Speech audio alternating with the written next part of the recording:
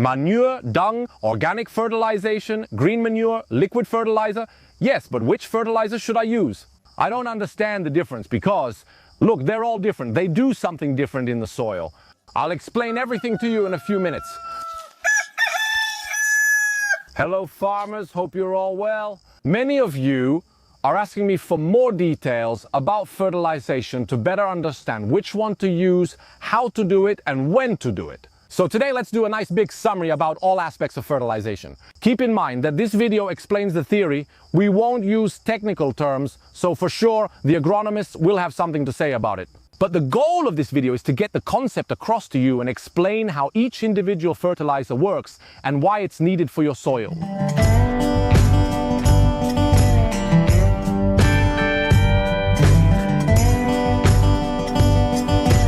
There are many types of fertilizer, but let's begin with an image. A good sandwich, by definition, is made up of bread and something extra. In my case, my beloved salami, which completes the whole sandwich, and also a drop of wine. So the perfect combo is bread, salami, and wine, the good kind. Now, what is the bread, salami, and wine of your field? We'll need the bread that gives substance, provides the carbs, and really gives structure. This fertilizer is commonly the one that comes from the droppings of our animals. Horse and cow are the most well known. Let's explore this further. Using only cow or only horse is never the best solution. Cow manure is, in my opinion, the best because it's definitely more homogeneous and provides all the nutrients to the plant.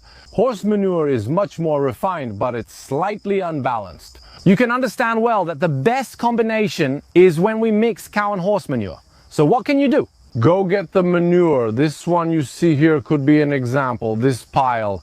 It has to be mature, properly aged. So the manure needs to be turned over continuously so that it doesn't burn anymore, so it's mature enough to be put on the soil. You have to mix what comes from the cow and what comes from the horse.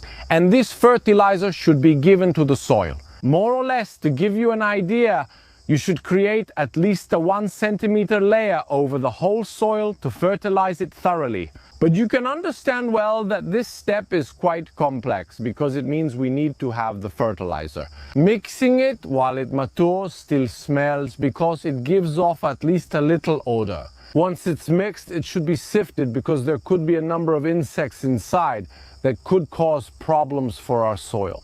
Once you've done this, you have to put it in every machine that distributes it, or you have to use wheelbarrows to take it to the field and spread it out properly. It's a tough job. The best solution for this job is to use pelleted fertilizer. What you see here is pelleted fertilizer that comes from cows and horses. Why is this fertilizer so convenient? Because you can find it in 25 kilo bags, and more or less one 25 kilo bag will cover about 100 square meters. So it's really very convenient, especially because it's also easy to spread evenly, since I remind you that we need to try to distribute it as evenly as possible. Give me a second, because I found something really awesome. This is my garden, and behind it is the vegetable patch, as you know. Every time I'm with friends having a barbecue, bam, the problem is there's not enough light. So we put up little lights and so on and so forth. But you can't reach everywhere either. There's not that genuine fire atmosphere. Look what I found for you. And so we've explained what our sandwich is. Now we need to figure out which salami to use. To do this, we're going to use an additional organic fertilizer, which is a complement to our fertilizer. It's a fertilizer that has a large amount of organic matter. It's a fertilizer with microelements that enhance our soil structure. So we're already combining, if you get it, the bread with the salami.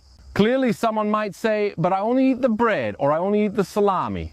You can do that without any problem at all. But you understand that putting two things together definitely gives you an extra benefit. These two types of fertilization need to be buried in the soil. If we leave them outside the soil, they can't nourish the soil properly. That's why you see this. By the way, you can also spot some tomatoes on the ground because we dug the soil with the rotary tiller, we fertilized, and now we're going to go over it with the rotary harrow. Obviously, someone might say to me, but Matt, besides bread and salami, can I also add a lettuce leaf to give it a bit more flavor? Absolutely. In this case, our lettuce is the green manure. What is it? They are plants that we sow in the soil in addition to fertilization, which add extra organic matter to the soil and give that little something extra to our soil.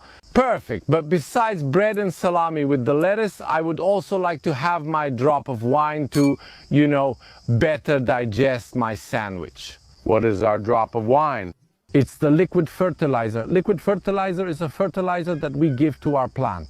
It can be given to the plant in two different ways, either with fertilization, so in the soil, so that the roots absorb our nutrients, or we can give it to the plant through the leaves. When we apply the liquid fertilizer, we give the liquid fertilizer when we are eating the sandwich. We feel that the bite is harder to swallow, so we need to drink something to help us digest what we're eating more quickly. Much more simply, for our tomatoes and vegetables, we give it at the transplant stage or during periods of greater stress. I think during fruit setting, when the fruits start to become very vigorous and the plant needs a lot of energy, it hasn't synthesized yet, or the fertilizer we've given to the soil hasn't fully dissolved as organic matter in the soil yet. So we give a dose of fertilizer that is more easily absorbed right away to help our plant feel better. Here too, in our example, you could eat the sandwich with salami and lettuce without drinking a drop of wine or a drop of water. If there's even a drop of water to add, or even better a drop of wine, the bite is digested more easily. Here's a concrete example. It's early August and our tomatoes have already yielded plenty. This year I'll show you some plants. We've already surpassed the production of 5 or 6 kilos per plant, which is really excellent. But I'd like to keep going for another month, maybe even 2 more months. What should we do?